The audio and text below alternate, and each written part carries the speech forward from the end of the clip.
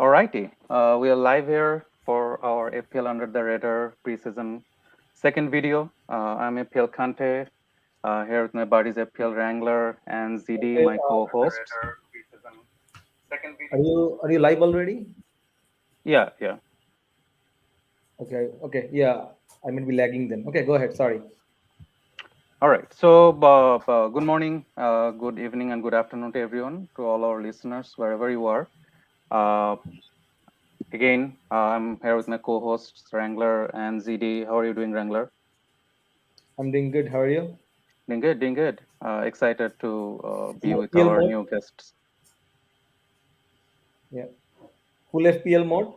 Just few weeks, or I don't know. Even we don't have 2 weeks, right? Do we? A little less than 2 weeks, yeah. I think it's just a little calm before the storm, right? It was really, really, everything was like blowing up in Twitter. Everything is a little calm now. But yeah, I'm excited, definitely excited. How are you doing, ZD? Yeah, I'm doing good as well. Very excited it's coming. It's like knocking at the door, and Mm-hmm. also excited about our guest, and pretty excited to. I'm very happy to meet you guys, and uh, let's start our show probably. Yep. All right. So we have three new guests in our video today, brand new guests. None of them have been with us before. First of all, we have Diane from Michigan, our fellow Michigander. How are you doing, Dan? I'm doing great. Thank you for having me. I also just want to say thank you for all the amazing content that you guys put out. It's just and I'm just really grateful that you invited me on. No problem. Thanks for being here. So tell us about yourself. How come you are a Crystal Palace fan? How did that happen? So, the way I became a Crystal Palace fan was a friend of mine who's British. He was my coworker, and he is the one who got me into FPL in the first place. And at the time, I didn't know anything about Premier League at all, and this was like 2014. Um, and I asked for suggestions on a club to follow because I didn't want to follow a big six club. I wanted to follow sort of an underdog team. And he said, "Oh, why not Crystal Palace? You know, they were recently promoted, and they're looking really positive." And so I was like, "Okay, sure." So Yeah. it was all quite arbitrary, but I have been following them, and I've been really impressed. Like last year with Patrick Vieira coming in, I think it's just they're a really special team to watch right now. Absolutely, absolutely. Yeah, we're excited to hear from you. At least, if not in the beginning, overall in the season, what you are thinking of Crystal Palace's prospect and their players. All right, thank you, Dan, again for being here. Next, we have our second guest, Paz. He's our has been our very good supporter of ours throughout the last few months. How are you doing, Paz?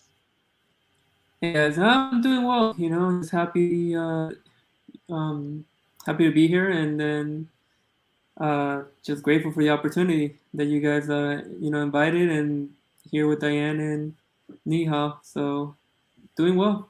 Just waiting for the season, honestly. Absolutely. You had a rocking season last year, right? So how do you feel about that? Trying Yeah, to no, better last that this season? season. What'd you say?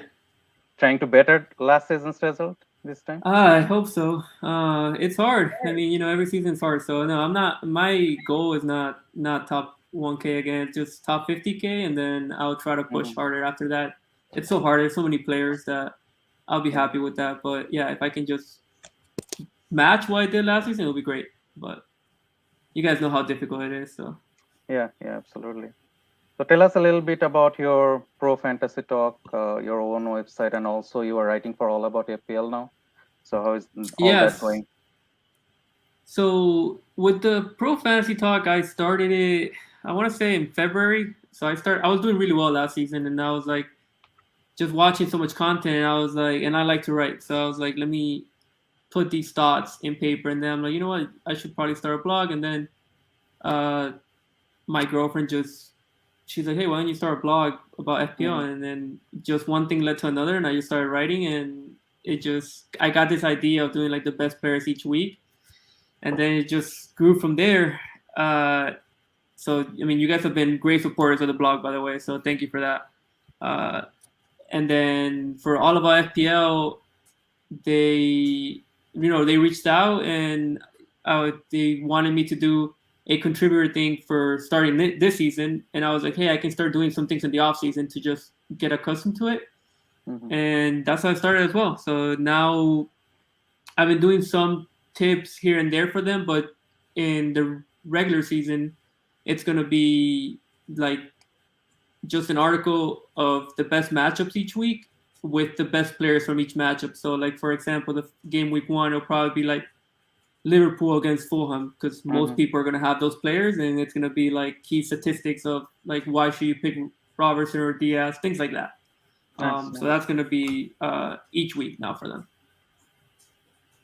Absolutely great. Looking forward to seeing your articles for sure. Thank you again for being here, Fess.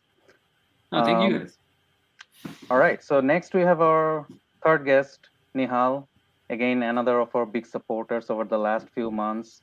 We chat pretty much every day. So all of us chat every day about FPL. So it doesn't even feel like that we are talking for the first time, right? But it feels like we are always talking FPL. So again, welcome, Nehal. How are you doing? I'm fine. Thanks for having me. Yeah. So tell us about how your experience have been with FPL USA. And now you are kind of the co-lead for the FPL USA meets in the New York area. So how is that going? We've been planning for game week 1, but we're still in the initial planning phases. We know it's just 10 days away, so but we are still finalizing on the venue and stuff. Uh, so hopefully, game week 1 we should have our first meets in New York City. If not, then we can still plan it ahead. So it's still a work in progress as of now, and I'm grateful for Nima that he presented that opportunity, as well as Dan, and they reached out and they were wanting a co-lead to host something in the New York City area. So I was Yep. always into meeting new managers, getting to know some like-minded people. So that was something I took up. Great. And the fest is also in New York, right? In a few weeks. Yeah, that is September September. 11th. September, yeah. Yeah, September 11th. So that is, I guess, around game week 6, 7-ish, from what I Should be from something like that. what I Yeah. know. Mhm. Yeah, so that is gonna happen. So I'm gonna meet a lot of managers over there. I'm planning to go for that, and let's see how it works out. Nice. Again, thanks for being here, Nehal. Hopefully, we'll have a wonderful time talking about all the FPL discussion that we are writing all day long about. We'll just talk about it over the next hour or so. And again, thanks for everyone, whoever is on the chat. I see Onkar, I see Theorist, I see PSB, I see Apil Bailey, Yogesh. Thanks for all of you being here with us as well. So let's get started with our today's discussion. If you guys can maybe mute, I don't know where the noise is coming from, but I'm getting a little feedback. Yeah, I think it's good. Probably it was Nehal, but that's fine. So please unmute yourself when you're talking. So today we'll be mostly talking about these three teams because our guests are supporters of these teams. Diane is a Crystal Palace fan, Paz is a ManU fan, and Nehal is a Liverpool fan. So we'll be mostly covering the FPL prospects of these teams and the FPL uh, players or their prospects throughout the season for them, how they are viewing it. And then we'll have some there, we'll look at their drafts, like at least their initial drafts. Of course, nothing is finalized yet, but at least what they're thinking about their teams to start off with game week 1. And then we will have some questions that we collected from Twitter. And if anyone else who are live here with us, if you have any questions, please feel free to type it in. I will try to cover that as well.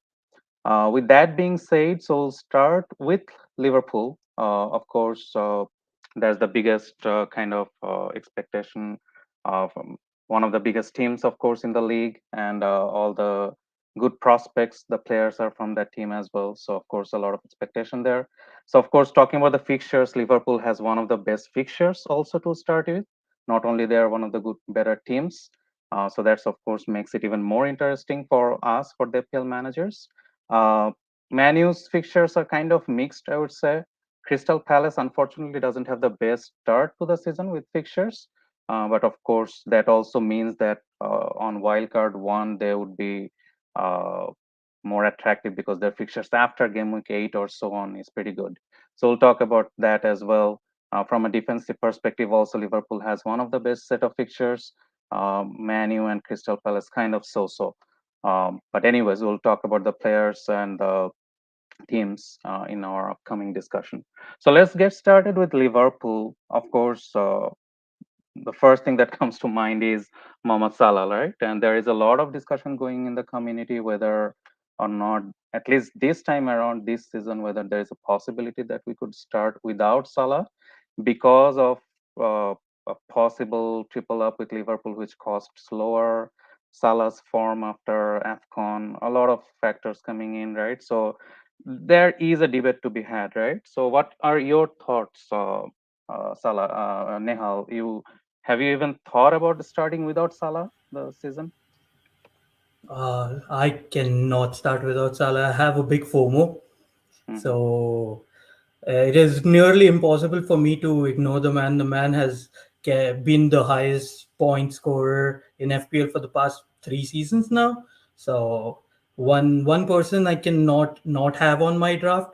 Every draft I made, he was the first person to be there. So for sure, not going without Mo Salah.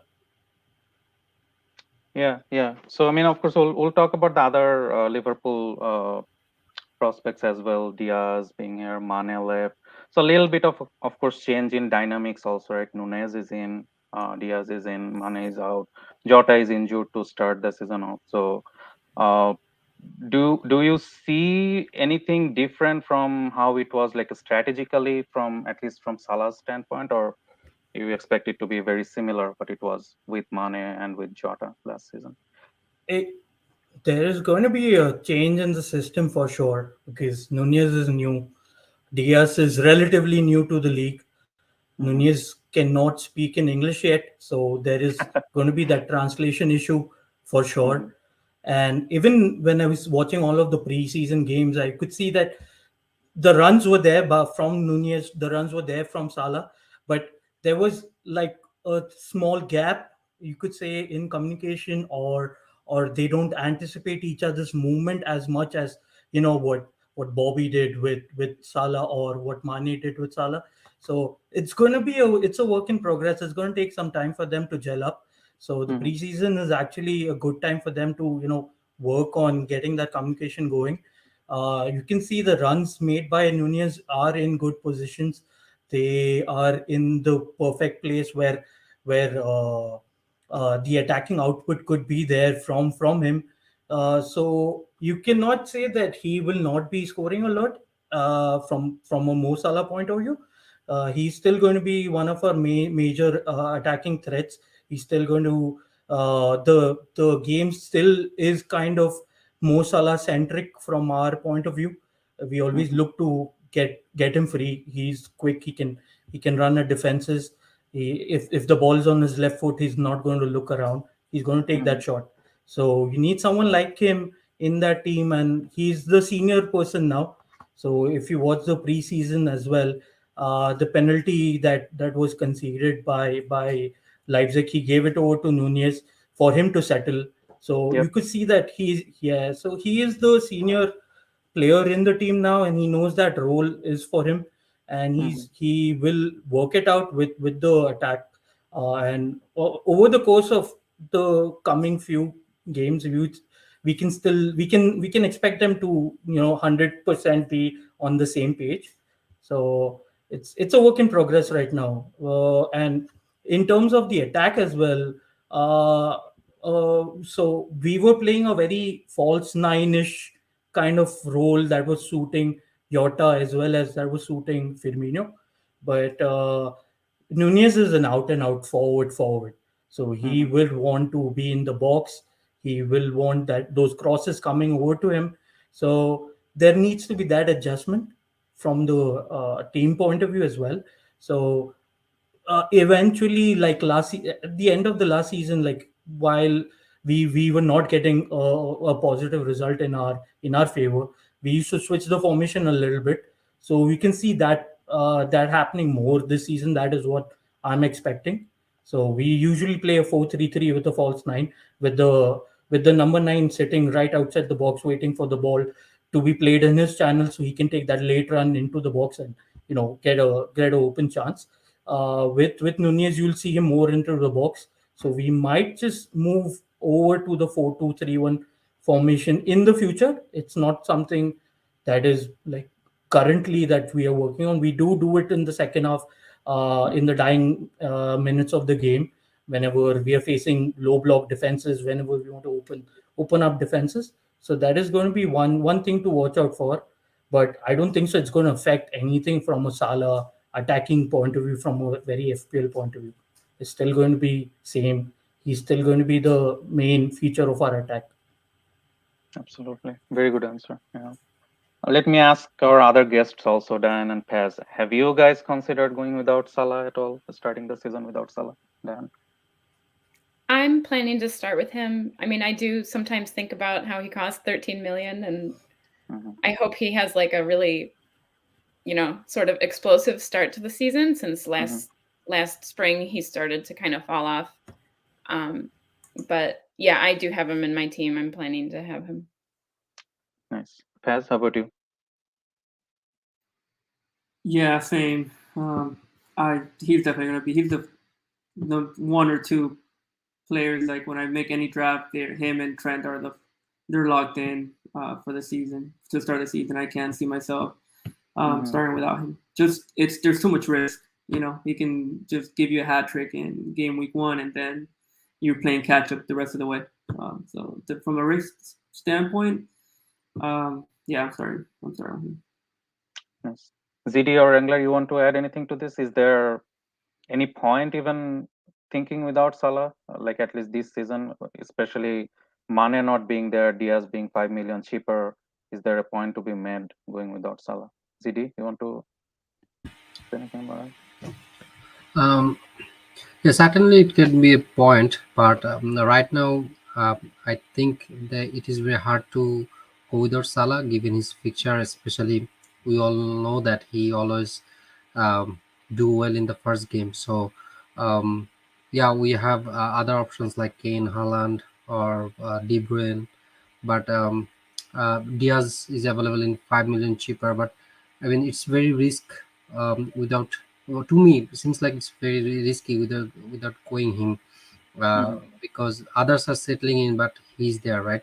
He's Yep. the best player, like last 4 5 years. So I mean, I am not thinking my team without him. So certainly, I'm starting with him.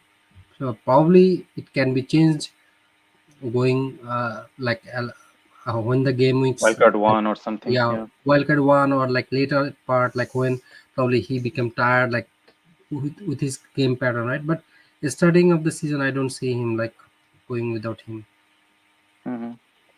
Wrangler, you want to add anything? No, I mean, I never thought to actually remove Salah.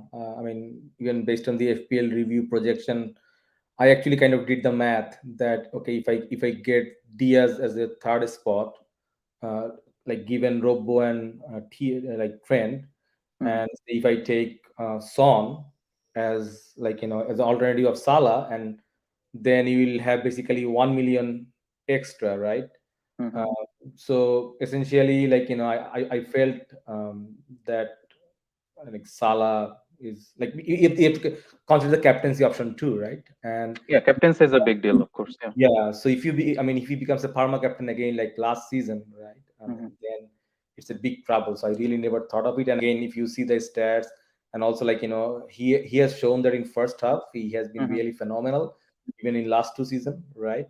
In second season there might be some fatigue or something like that. Even the stats show here. So we are in the first half of the season, so and he got a very good preseason. I mean, full preseason, right? So Yep. it's good, and he's gonna go to the World Cup as well, right? So that's another thing. So, yep. Yep. So yeah, I'll definitely with Salah. I don't have guts, to go against him. Okay. Anyone wants to say anything about Nehal? You have any last comment for Salah, or anyone who Yeah, is thinking for going without Salah? Any warning for them? I mean, with Salah, you get that perma captain option. So even if you're replacing him with a Diaz, so what I essentially was looking at was, if I go without Salah, what where is the other option that I have? Mhm, So, for example, if you see Diaz's stats when compared to Salah, it's and you can factor in like a rotation risk with him. He still will not reach up to that coverage area. So you mhm, should, if you're going to look to go without Salah, you should look at the combinations that you're looking at. So, for example, if you're like picking Mo and a 5 million defender, so that is going to be like 18. So then you got to look at how's that going to factor in with, say, a Diaz and a Robo? Are they going to, with the similar, in terms of the pricing, are they mhm, going to together factor for Salah's points? So if that is your consideration, and if you're looking to spread your funds around, you can still look at Mo Salah as not a go option with your team. But then you lack that perma captain, that captaincy, the Security threat of the of, no, captaincy. Yeah. yeah, the Yes. security of Mhm, of captaincy with Salah is way higher than mhm, going with anybody else. So even if you are absolutely. going with a Diaz, you're not going to look to captain him like game on game week. No. So Yep. so that is Absolutely my valid points. reasoning with Salah. Yeah. Right. Yeah. Absolutely So I valid mean, points. as I was saying, right. I mean, I actually did the math. Like, say, if you have Son, right, which is 12 million, like straight. So Son plus Diaz, and like Salah plus say Grealish, right, who is 7 million, right. So if you add them together, 20 Yeah. million, right. I actually kind of sum up. There is like 11-point difference for next 5 game weeks, like as per the FPL review. In the Okay. favor of Salah's combination. In Yeah. the favor of Salah, and I'm considering the captaincy as well, right? If I take like Son, or like from Man City boys, whatever it is, right? Mhm. At least from my calculation, it's like around 10 to 11 point difference, and that actually leads me to go to Salah. All right, all right. Good discussion. All thumbs up for Salah, right? So no one, at least none of us, are going without Salah for sure. PSB in the chat is also saying no, Salah is not sustainable. If it is short term, you may survive, but that's basically the risk. If you go without Salah and he bangs, you probably have to break your team to get him in anyways. So do you want to take that risk? That's basically the question. All right, so let's move forward with the Liverpool fullbacks, right? So again, Trent and Robertson have been secured source of points over the last few seasons, over the last 3 or 4 seasons, at least last 3 seasons for sure. Nihal, asking to you again, when you're picking a Liverpool fullback, is it one versus the other, or are these two kind of in your thoughts have spots in your team to start with? So for me, whenever I look at Liverpool defense, I first person on my mind is always going to be Trent. He has the free kicks, he has the corners, he has a better delivery into the box from crosses. So when I compare the two, it's always going to Mhm, be Trent for me, when the as a first defender that I would put in my team. But whenever I look at Liverpool defenders, mostly every team might have Trent in their team. So from an effective ownership point of view, you need to have like an extra Liverpool defender yeah. to actually make gain on any Liverpool clean sheets. So, for example, right now we have Trent at around 50-55% ownership. So even from an EO point of view, if some people still captain him, you're still looking at like 70% ownership only from Trent. So Mhm, that means like 70% of the managers are still going to get the same amount of points as you. So for gaining anything from a Liverpool defense, you need to actually double up on a yep. Liverpool defense point of view. And who else from Liverpool to go to than Robertson? He's equally attacking. He's going to be in the box more often than earlier with how he was with Mane, because Diaz actually pulls a lot of defenders away. So it creates a channel for him to be the inverted wing back instead of the overlapping wing back. So Mhm, while he inverts in, he's usually in the box. So he has an opportunity to score on many occasions. So, and the clean sheets are a bonus whenever it comes to the Liverpool defenders from Trent and Robertson's point of view, at least. You could see from the XG as well.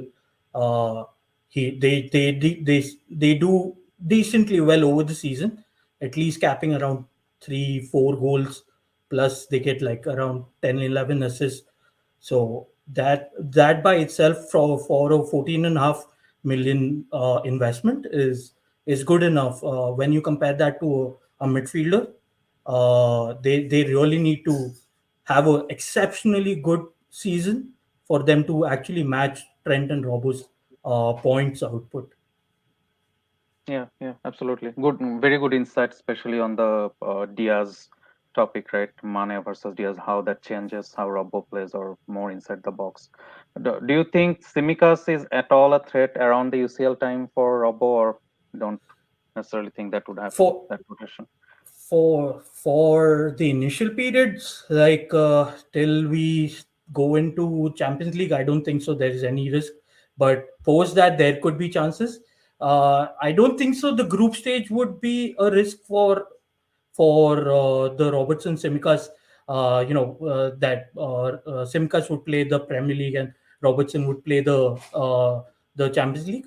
He would still, I think Klopp would still prioritize the Premier League over the group stages at least, and then post the group stages there could be rotation. With Simicas, he himself is a really good fullback, and we could see last year as well. Simicas was almost matching Robertson's numbers whenever he played. So there is a risk of rotation, but not in the initial periods for sure, unless Robertson picks up a knock or something goes wrong on his personal end. I don't see him being dropped. Another quick question on the defender. So, if, do you think either of Matip or Van Dijk are options at all, given the pricing, how they are priced this year? Matip being six, uh, I mean, he's not a 5 million defender anymore.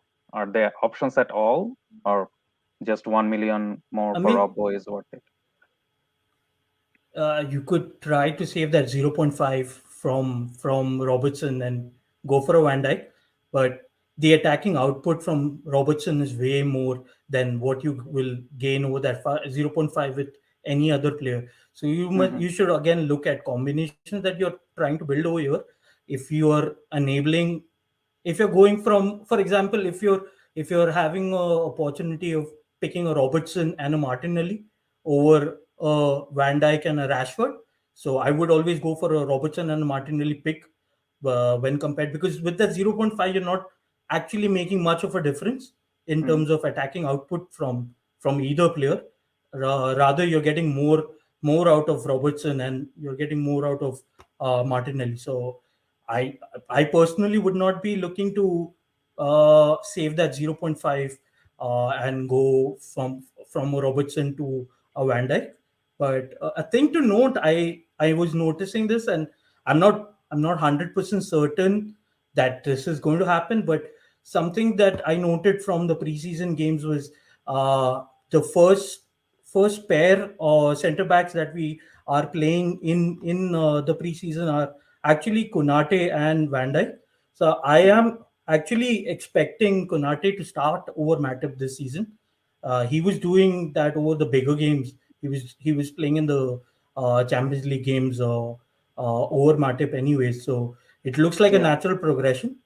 From what I understand, Matip wanted the extra minutes last season because he had a issue with the Cameroon national team, and Right. he had cut ties with them, and he wanted to play for them again. So he wanted that extra minutes to prove that he's still at that highest level for to represent the nation.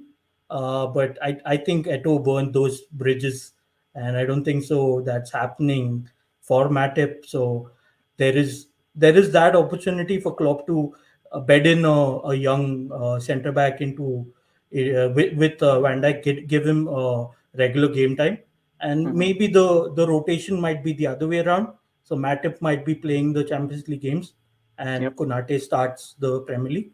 So I can't be like 100% certain, but Yeah. Konate's price point is amazing. He's 5 million, so I mean he could be one to watch out for ahead if you have your third Liverpool spot open and you want to go for a defender, because he's a good threat from set pieces as well. So Mm-hmm. he is very physical in the box, and usually scores a lot of goals with his head, with his physicality in the box. So that could be one option that we could look at later in the season, but not. I wouldn't start off with it. All right, all right. So I think, yeah, I think there is no debate in all this, that I think we'll all agree that Trent is our first choice Liverpool defender. It's kind of a nice segue to into our new next discussion is Diaz, or the third attacker, right? So of course we have Salah, all of us have Trent. Who is the third player we want to get, right? Yogesh in the chat was also saying it's basically most likely for the first pick it's going to be the variance between Diaz versus Robbo versus maybe Nunez if some people go for him. So what are you thinking? Like if you are thinking for the third spot, uh, and a lot of people has been asking the question like that, right? So I'm going to phrase the question like that as well. Who do you think scores more in the first 8 weeks? Is it Diaz or is it Robertson? I mean, it is going to be very 50-50, to be very honest. So I do not really have a clear cut answer to it, but Robertson is more well versed with our system. I Mm-hmm. see over the first six fixtures, we have Man United, who is one of the difficulter side when compared to the others that we have over the first 6 8 fixtures. Actually, even Chelsea in the eight, but in the first seven, I can still say just Manchester United is the only one who we have like a threat to from a very attacking point of view. The rest, we our defense can keep clean sheets. So Diaz gets 1 point for a clean sheet. Robertson gets four. So if anything adds up from an attacking point of view, I would still see Robertson outscoring Diaz, but it's still going to be very 50-50. Like there can't be like a clear cut All right. answer to that. Can go either way. Yeah. Uh, Yeah. yeah, it could go either way. But if you see the link up between Diaz and Robertson as well, like I was mentioning earlier, Diaz is whenever he pulls a defender away, he's usually outside the box, and Robertson is the one who gets into the box quite Mm. often when the two are linking up together on if the ball is on their side. So there is an upside going with Robertson just because he could give you those extra clean sheet points. Yep. Absolutely. Anything for Nunez, at least from what you have seen from him so far? Would you Um, start he with him or take that chance with him with that extra price also? I wouldn't personally start with Nunez till the Bobby situation clears up. Hmm. So we still have Bobby Firmino who can still play games instead of Nunez. He could start games as well, and I I personally I think game week one Nunez might come off the bench and Bobby Hmm. might start because that's a more settled lineup Wow. and Okay. that's more in cohesion with the other two forwards that we have, and we're going to give Hmm. Nunez some time for him to settle in the Yep. squad as well. So I would personally not start off with Nunez, but he's a very good asset. So Hmm. last year, till for sure Real Madrid that we lost in the final. Before that, our defense was quite not affected by a lot of forwards that were put against us. We had a very kind run as well. I wouldn't say that we didn't have a very kind run, but Nunez was the only striker that actually troubled our defense a lot. He was really physical in the box. His runs were great. He was electric against us. So Klopp saw that and he was like, I want this man. So there is that something that Klopp sees in Nunez. So he would give him game time for sure, but I would approach it with a little bit of caution as of now. Let's see how the first few game weeks pan out for him, and the problem with him was he was being trolled for no reason. He just played one game, and Yeah. he was just he yeah. So that was on his back, and you could see that he was really eager to perform.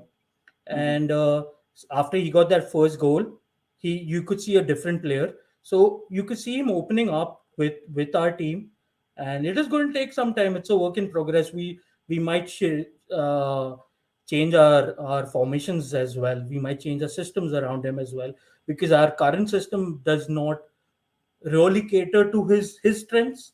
It Yeah. caters to a lot of our strengths, so we need to embed him in our system or adapt to him a little bit. So that needs to be worked out right now. So I mean, he's a very good pick, but over the season, yes, I wouldn't be starting with him. Very good insight. Very good insight, Nehal. So let's. How about we go around the table? Who are your first three Liverpool choices, Nehal? I will start with you. Who are going to be your first three picks? I think you kind of answered that, but just for the viewers who added later. So the first three for me, for sure, Mo Salah, Trent, and Robertson. Same for me. Salah, Trent, Robbo, Wrangler. How about you, Yeah, the same for me. Dan? I have Trent, Salah, and Diaz right now, um, but I'm not 100% on it. What you said about Robbo is really convincing. Mm-hmm. But I do think about like team structure and what you want to Yeah, do with the midfield spots. So if you with the 8 million options, you can rotate or transfer out or get one that seems to be doing better. So mm-hmm. Yeah. So for you, it's more of a structure thing, right? Having that 8 million midfielder spot more right. than the Robbo versus Diaz thing. Yeah, absolutely makes sense. Paz, how about you?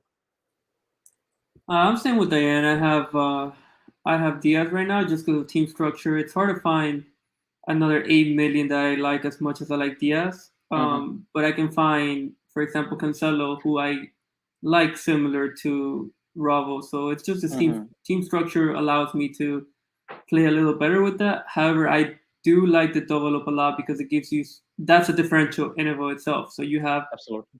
Robo, who's owned by 10%, and you're going to gain all those points over most of the people who are going to, even if they only own Trent, they're just going to want that clean sheet gone as soon as the game Mm-hmm. starts. So for now, Diaz, but I could, if I find something, especially like if Grealish becomes Mm-hmm. more nailed, I wouldn't mind making that switch, or or Mahrez or Foden. Like if I can just switch that Mm-hmm. at City 8 million. Makes sense. Makes sense. Absolutely. ZD, how about you? Who are your top three Liverpool picks? Top three is actually like say Mo, Trent, Robbo. Although I just have Mo and Trent. Um, Robbo is prioritized, but again, it's like team structure based, right? So Mm-hmm. because I have Cancelo as well, so uh, but preferable I think Robbo overall. And if you see the pictures, actually the confusion is the pictures. If you see game week 4 5, I mean even first one, it's very good for attacker as well. Mm-hmm. But that's why I think the confusion is coming. Like, do you prefer attacker or defender? But Robbo can get assist and goal as well. So Absolutely. I mean, obviously probably Robbo. I'm if I go third one, it is going to be Robbo. Yeah, yeah. I think that, well, I mean, it'll be very surprising if the variance is really, really big between Robbo and Diaz. I think you cannot go wrong either way, at least to start the season with. It won't be like a super variance that will completely fall off the rank or something like that. Hmm. But yeah, great insights from everyone, especially Nehal. All the audience are also saying thanks for all the Liverpool insights on the Diaz topic, the Nunez topic. So thanks for all the inside discussion on Liverpool, right? So absolutely, thank you for that. All right, does anyone else want to add anything to the Liverpool discussion? I think we covered pretty much everything regarding Liverpool. Anything else comes to mind? If not, we'll move Yeah, on. I had Yeah, one Pez, go thing, ahead. just the last Go thing ahead. for like Salah. I Mm-hmm. know we're talking about it before, but quickly, like there's gonna be times in the season, as we saw last season, that you can go without Salah. You just got to take Mm-hmm. that risk. Like I think it's too early right now. But like last season, Yeah. as you saw Jamie and people around like Afcon, you can take that risk of 2 or 3 weeks. So I think just in a general advice, it's just better to play it safe in the beginning instead of, you don't need to hit a home run in the first week. No. So just for those people, it's better to not get left behind and then have to, fight the whole time, the whole season catching up, than just start off, normal and then hit your points later on in the season. Very good point. Very good point. Yes. Absolutely, I absolutely agree to that. Yeah, I mean, as they say, right? You cannot win the game in the first few weeks, but you can for sure lose the game in the first few weeks, right? So you don't want to fall too behind the crowd, for sure. Anyways, so thanks again, everyone, for the Liverpool discussion. Let's move on to our next chapter. Again, for this part, most of our questions or discussion is going to be focused with Paz because he is a Man U fan, and Wrangler, my co-host, is also a Manchester United fan. I know he has been looking into some of the Man U stats over the last few weeks as well. So basically, both of you will be discussing the assets, and this is interesting here, right? Of course, last season was kind of an anomaly. Ole being there, Ronaldo coming into the team, and then Ralph coming in kind of half season. It was kind of all over the place, right? Other than maybe Ronaldo and Bruno being relevant for a few weeks, like the double game weeks, none of the Man U assets were really relevant throughout the season, right? But this season they are, because of how they are priced and because of all the hope that they will be a different team under Ten Hag. So it's of definitely of a lot of interest for FPL managers, especially because of how they are priced, right? How generously they are priced. So what do you think, Paz? So we'll start with, of course, Sancho and Rashford, but feel free to talk about how you are seeing Manchester United's strategy going forward into this season and how you expect things to change this year from last season overall. Yeah, so there's a lot of promising signs, in the preseason. We played more attacking, more fluid style of football. Last year, something I really didn't like was that we didn't have a plan. It looked like we just went out there and just kind of kicked the ball around, and we didn't have a proper coach. It could be controversial. I just never liked, um, the coach that came in. And then this season with Ten Hag, we have just a more fluidity to our game, and I can see just in the preseason, Sancho looks, on top of his game, creating chances, taking people on. Rashford has looked decent. Most people have said that he's looked good. For me, he's looked decent. If I'm being completely honest, he still looks shy of confidence. That confidence that he had 2 seasons ago is not fully there for me. But let's see how it goes. It is a $1 million difference that you are saving on him, and with Sancho, for example, you're competing with a lot of the 8 million midfielders when you make that choice, which is the only reason it's putting me off. It's a big differential, and I like him a lot, and I think he's gonna have a great season. But you're at that price point, you're competing with like Diaz, Mount, Saka, Mahrez, Foden. So from an FPL point of view, it will be tough to go, for Sancho in the beginning. However, with Rashford, you're competing with your Netos, your Martinellis, your, a different type of price point. So I think if you're going to take that risk from an FPL point of view, I think Rashford is worth the punt, just because of that price point. It's easier to go from Martinelli to Rashford than, I feel like the $8 million assets are ahead of Sancho, more than the 6 million players are from Rashford. And I think if Ronaldo is not there, I do feel like they will. It's like a weight off their shoulders. When Ronaldo, he's just gonna demand excellence from them. He's gonna demand the ball, and that's gonna put a lot of pressure on them. You saw that last season.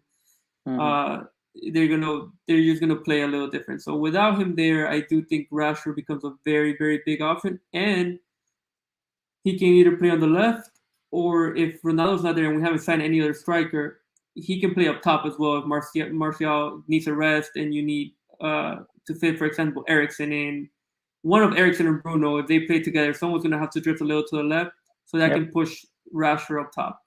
In some, not obviously every game, but in some scenarios, you can see that happening, making him a better option. At 6.5, I mean, he dropped, 3 million in price? 2 seasons ago, I think he had like 170 points. So it is an option. Nice, nice. Good insight there. Do you see Sancho being a little more nailed in comparison to Rashford, though, with all the other options Yes, that Menu has? yes, I do think from an minutes, expected minutes point of view, I think Sancho is the one that's gonna get the most minutes. He's one again, like I said, the form is there for him, and then Mm-hmm. he's a different type of player. So he's gonna be. You can tell when he's on the pitch, he's gonna get the most minutes, and he's gonna get on the ball and Mm-hmm. attack. So from that, I do think he's gonna get way more minutes than Rashford. Right, right. Wrangler, you want to add anything to it? I know you were looking at Sancho versus Rashford versus Marshall, kind of their underlying Yeah. stats and So so on. right. So I'm actually on the Sancho board. Again, that's because of the nailiness that Paz mentioned, right? Mm-hmm. Even looking at the preseason, like he looked really sharp. He's enjoying, and the best part of Eric Ten Hag, like Ten Hag, I feel like that the discipline that we didn't have in last few years, I think he was able to kind of bring that in, and that's really important to control the team, Mm-hmm. right? And that's I see that, right? Everybody, like Ole, I mean, Ole Gunnar was like, he's a very good coach, but he's a very good, I mean, I think soft-hearted as well. I don't know. I feel like he probably doesn't have much of control. While Ten Hag can have that. In the team, and like kind of, it's kind of like either my way or highway. It's kind of, Mm-hmm. there's only one boss in the Mm-hmm. dressing room. So that really, I see that in the team, and that's showing in the training, and it's shown in the preseason as well. So again, going back to that discussion, I'm on the Sancho board. That's because 7.5, and if I have 0.5 million in the bank, somehow I can go, like go to the price point to 8 million if needed, or I can go down to Grealish. And again, he's more nailed. Rashford is a very good value, but like if Ericsson is there, right? Now Ericsson actually, like can play anywhere. He can play in the left, he can play in the in the center Number attacking 10. Yeah. number 10. He can Mm-hmm. also play the right. So there is kind of like, if he plays, then there is a chance that Bruno might play in the left. Mm-hmm. And then, like as Paz was mentioning, that either Rashford is going to be subbed, or he might play in the front, right? If we don't have Ronaldo. So there is a lot of ifs here, right? Mm-hmm. But Sancho probably has less, like competition. So that's why I like Sancho over Rashford. But this is really an interesting moment for us, because I was looking at their some of the stats, and these three folks, like Rashford has been phenomenal whenever he was playing at left attacking mid. You Mm-hmm. know, I mean, he has started like, I think 30% of his career, like as a left attacking mid, and 30% as a forward, and 50% of his goal actually came whenever he played in the left attacking mid. Okay, and it's the same thing for Sancho. He started as the right attacking mid, as well as left attacking mid, and most of his goal actually came from right attacking mid, and that's what I see in the preseason as well. That Sancho in the right, Rashford in the left, and the same thing with the Martial as well. He did pretty well, had 50% of his career goal whenever he played forward. Okay, Mm-hmm. and that's what like ETH is doing right now. So I'm really excited. I really like look forward to it, and I feel that's going to be very good chemistry. Like you can see, like Rashford was like in 2019, he had like 17 goals and like I think 10 or 11 assists. He had like 0.66 xg, I think, and zero point 0.8 xgi. Like you can think of like Kane level, right? He was there. He had that quality in 2019, 2020, right? So Mm-hmm. I'm just hopeful it's gonna come back, and we'll see some spark from Man United. I'm really hopeful. I'm looking forward to it. So Good insights. Good insights. Diane or Nehal, do you have anything to say about this? Do you think Sancho is worth the extra 1 million in comparison to Rashford? Any thoughts on that? I don't have anything to add, but I like what you've been saying about Sancho. Mm-hmm. Nehal, what about you? Any preference out of these two?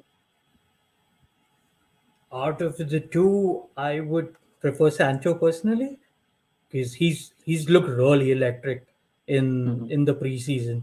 He's linking up with Dalot very well. So from what I was looking at from my point of view of the preseason.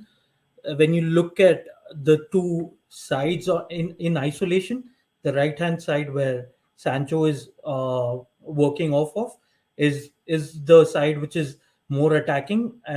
From the left hand side, you see a more of a late run in the box, late. They like a player like Shaw is waiting outside the box trying to put the balls in. But when you look on the right hand side, you can see Dalot is also bombing forward.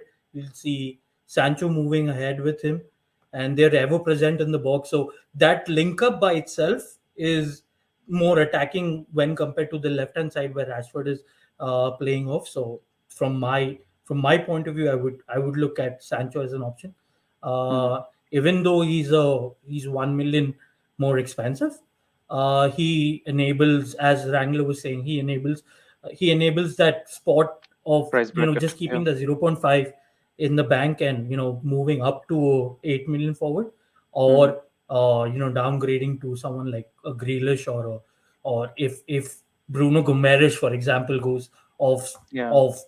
he's having a good start to the season and their fixtures look kind, you can go towards that side. So gives you more flexibility with Sancho, and he has actually looked one of the best players in the preseason, from what I have been seeing.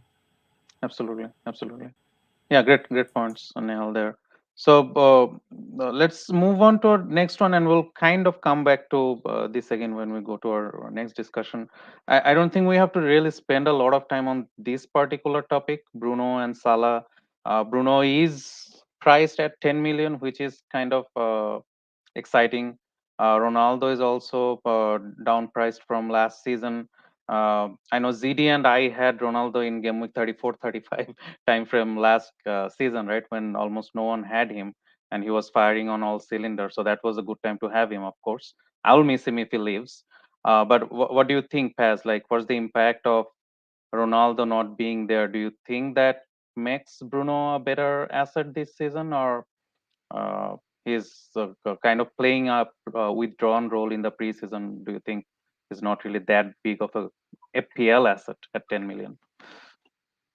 No, I mean, I think if Ronaldo's not there, he'll be, definitely an FPL option. You saw it before, in the past.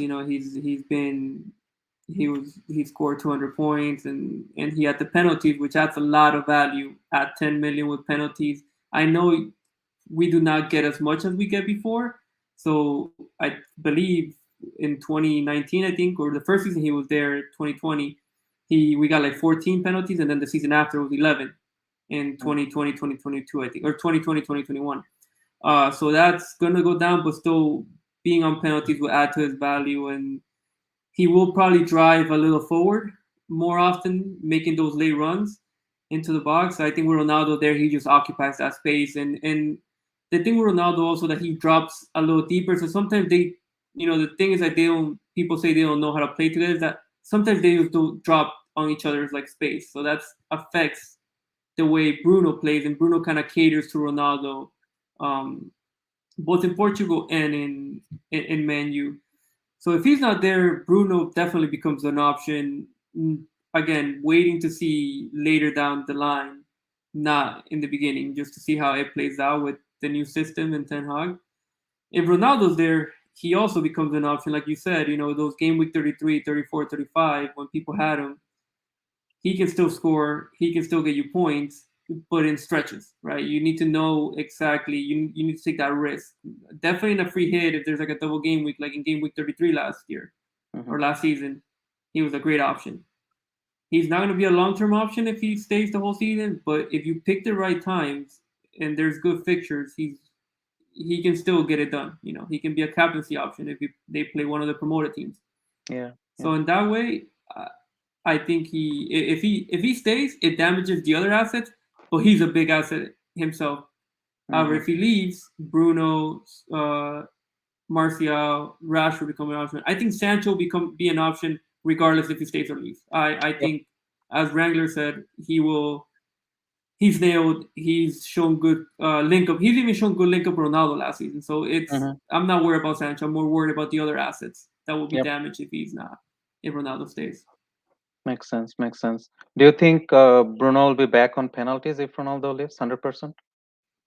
Yeah, 100%. I don't see anyone else there. I mean, he has forgot his conversion rate like 92 or something like Really, that. really So good. Yep.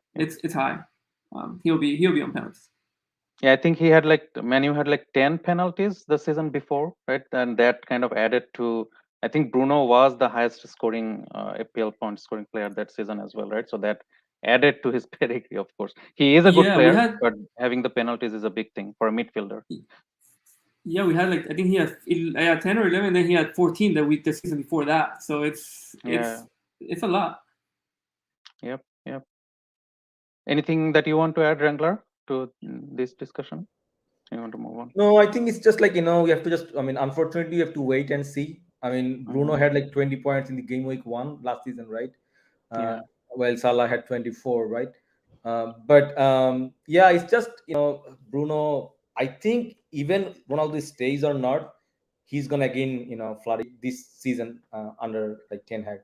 Ten Hag Mm-hmm. had that. I think he's a very good coach. In his press conference, he always mentions that. He always tells about his standards, his expectations. He Mm-hmm. clearly, like, give like conveys to his like, players. And if you cannot maintain them, then you're out. Yep. So you have to maintain that quality. You Mm-hmm. have to have that, like, maintain that, like, killing, like, instinct. Instinct. And Yep. I think, like, Bruno is gonna do well again. That's my. I mean, again, I'm a fan. We can definitely hope. I mean, new manager, you always give like good hope. And he was like, in just one season before, right? He scored 18 goals and 12 assists with like point 0.8 xgi, right? I mean, it's a huge. And these players have this quality. It's just, you need some, I think some spark, and that's we're gonna see hopefully this season. But again, wait and see. Probably after like game week 5 and 6, wild card and bring them, and they're gonna just sweep it. So All right. All right. Okay. So let's move on to the next discussion, and then we'll come back to the others also for their opinion. Uh, Last couple of assets that we should talk about, of course, right? If Ronaldo leaves, that absolutely makes Marshall a great asset. And I know a lot of people in the community, including LR, Frazier, they're very high on Marshall, and our resident peanut butter expert, Dallas, is also pretty big on Marshall as well. And I do think that he is kind of the best FPL asset, especially if Ronaldo leaves. So what do you think, Pez? Like, how are you seeing Marshall's prospect, assuming that Ronaldo leaves? I mean, assuming that he leaves, he's a great option. It's been he proved it before. He's not at the striker position. The striker position, we don't have that many options to begin with. So if you get that, if he's gonna be playing most games up top, he's gonna be doing well. I think in 2 seasons ago, he scored 17 goals, scored 200 points. So that shown that he can do it in the Premier League. Again, it all depends if Ronaldo leaves. But if he leaves, and like you said, assuming he leaves, he's a great option at 7 million. Probably one of the best value forwards that will be there. Uh, and then for Dalot, I like him a lot. I mean, I think at 4.5, he's great value. He's playing hopefully we improve defensively. We've shown that we still have lapses, as we saw in the Aston Villa preseason game. We should have not scored 2 goals, but as Wrangler has been mentioning, it's a good observation, is that Ten Hag is very angry about that. He came out after those 2 goals, Yeah. pissed that should have never been allowed. Mhm. So I think we're going to improve a little defensively, and he has shown a willingness to go forward. His Yep. end product's not that good, so his crosses leave a lot to be desired, and just his overall play at top is not as good as you want it to be. But at 4.5, it's hard to ask for more. It's a starter for one of the top 16. Mhm. We haven't signed any other right back. Juan Bissaka is on his way out. It's great value at 4.5. Would you take a chance with a ManU defender with those fixtures? Brighton, Brentford, Southampton, Leicester, barring Liverpool, is not the worst set of fixtures, right? Do you see him as a starting 4.5 defender in your team potentially? Start of the season, right now, no. But again, I haven't tinkered as much with it. It just depends on that rotation, right? What do I need to rotate him with? Especially, like for example, let's say Neto, right? Imagine Neto is the one that you rotate with. In game week 3, one plays Tottenham, the other one plays Liverpool. So it's not when I do need to play Dalot, it's gonna be hard. If I'm not looking at fixtures and rotations, I would, but again, just from a strategy point of view, it would be hard to fit him in. But the fixtures are good. I mean, I can see some clean sheets against Southampton, against maybe Brighton, but I'll most likely wait and see with him. All right. Okay, all good insights. Again, thank you, Paz, for all the insights, and of course, Wrangler. How about again we go around the table. So, question would be: would you start with a ManU asset to start off the season?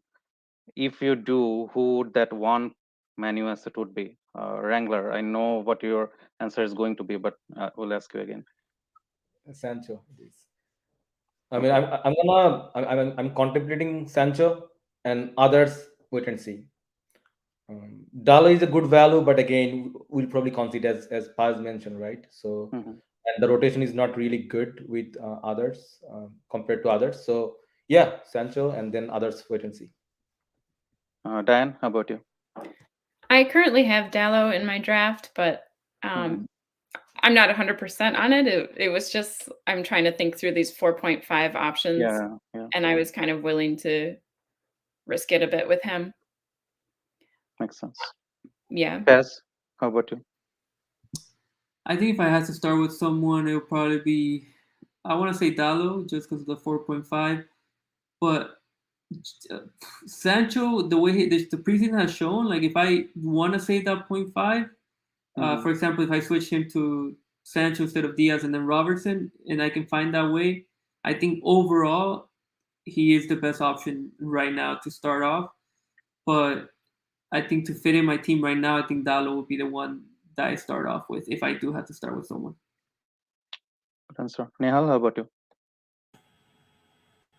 I too currently have Dallo in my draft, so I'm looking at him from a value point of view with the 4.5 Mm-hmm. on the attacking side of things, in a decentish keeper and a decentish defense behind him now as well, with Mm-hmm. the signing of Lisandro Martinez. What is that, the new Martinez. Yeah. center back? Mm-hmm. Yeah. Yeah. So with the signing of him and how they have been keeping in the preseason, I think United would improve defensively, and he offers value at that 4.5 mark, although not very good for rotation. But I'm ready to take a punt on him. Yeah, good points. ZD, how about you? Right now, for me, it is wait and see. Mm-hmm. But if Ronaldo leaves, probably I'd be interested in Marshall. And I had Rashford in my draft for some time because of his price, Mm-hmm. but it will be probably wait and see for now. But I am actually interested in Marshall if Ronaldo leaves because it's in 7 million he plays for Manchester United, so that Yep, could be an interesting. makes sense. Makes sense. And he I also mean, wins a lot. He also wins a lots of penalty, right? yeah, it does. Yeah, I mean, for me also, it's kind of wait and see, of course. But I will be honest, the only menu player that entered my tinkering has been Dalot because of again that 4.5 million defender price point. Uh, Currently, I'm on a premium, so I cannot even think of a 7.5 million midfielder like Sancho. But if I was on like a regular template premium, Sancho would definitely be in my consideration. But Dalo is still kind of in my consideration, but again, them not buying us defensive midfielder is kind of hard to go there. He'll probably have some attacking outputs, but it's very hard to expect clean sheet still from Manu, right? So yeah, so that's all about Manu. Anything else that you guys want to add that we did not touch on Manu? Paz, Wrangler, you guys are good to move on. Now I'm good to move on. I think we hit all the major talking points. I mean, everyone else, Shaw, everyone else is just wait and see. For now, De Gea, just wait and see. Correct. All right. Actually, Paz, do you think Bruno starts in the number 10 or number 8 spot with the Ten Hag system? Do you see him getting into the box more? Yeah, I do think he'll start number 10, and he'll probably get. He's been playing there right now in the preseason, but I think that if Ericsson plays in there, I think Ericsson would drift wide a little more than Bruno. Bruno cannot play wide from what I've seen in both Portugal um and and ManU. He's not good at all. If you drift him out wide, he's lost. He loses all sense of playing. But Ericsson in Tottenham could have drifted a little to the left, and you know when Dele Alli was there, he has more experience in that. So I do think he's going to play more in the 10 role, and he will be making those runs forward. Especially again, if Ronaldo's not there, he's going to do that willingness to just push up and arrive at the box like he did 2 seasons ago. Yep. All right. Thanks again for all the great insights, Paz and Wrangler. Let's move on to our next chapter, which is Crystal Palace.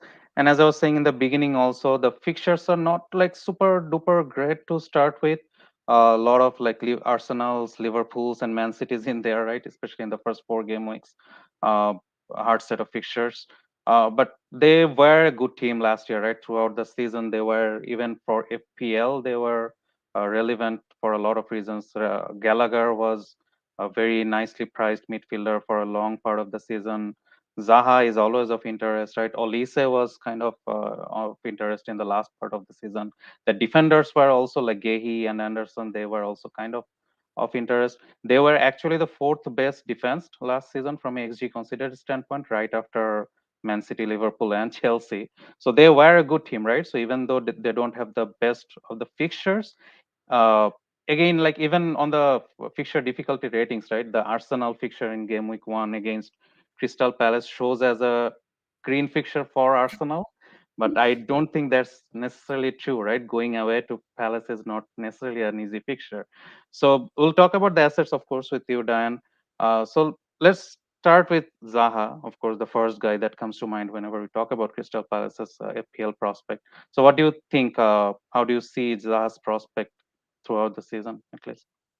Yeah, well, he had his best season last season in terms of goals and FPL points. So he had 14 goals and 2 assists. And he's on penalties. So it looked like about 1/3 of his goals were penalties and 2/3 were from open play. I mean, he's our top player. He's kind of the pinnacle of the attacking, the front attackers. And he seems to be thriving in Vieira's system. He's had a good preseason. He's scored 4 goals. 2 of those were penalties. He's a very passionate player. He works very hard, and I think he's just going to give everything. His price being 7 million, I think that will be like a decent bargain. Like if Palace can get through these difficult fixtures um, and then things get easier, I think many people will be looking at Zaha. Especially if we have all these 8 million midfield spots, if they don't live up to their price tag and you want to get a 7 million mid who's on penalties, I mean, that could be an advantage. So yeah, I think I'm really optimistic about Zaha. Like watching or seeing the results of preseason and just knowing him as a player. I like had him in one of my drafts. But then I had a fixture reality check and I was like, I can't.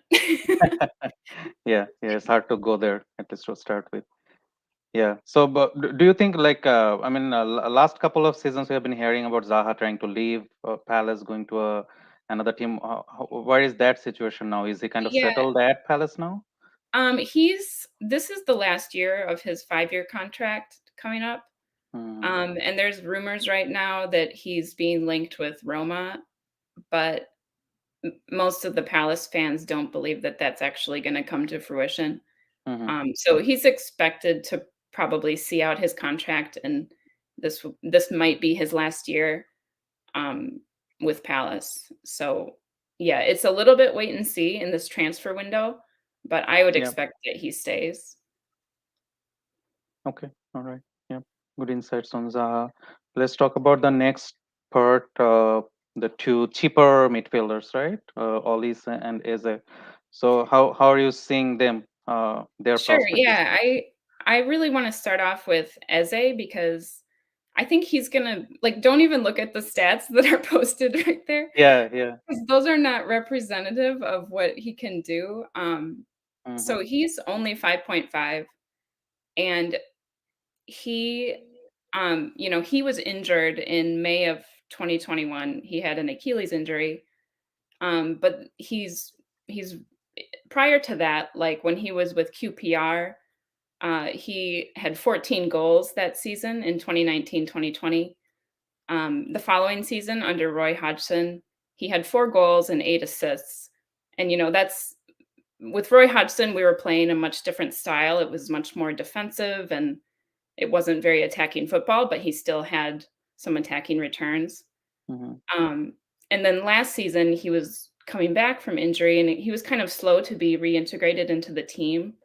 Yeah. But I think this year, since Conor Gallagher is gone, Eze is going to be much more involved in the attack, and he's also going to be sort of freed up to express himself and move around more because we have Cheikh Doucouré coming in midfield, and he's kind of a wonderful defensive midfielder who can help us keep possession move the ball upfield. And so I think a lot of the season is going to be about Eze really getting in there and contributing to the Palace attack. Interesting.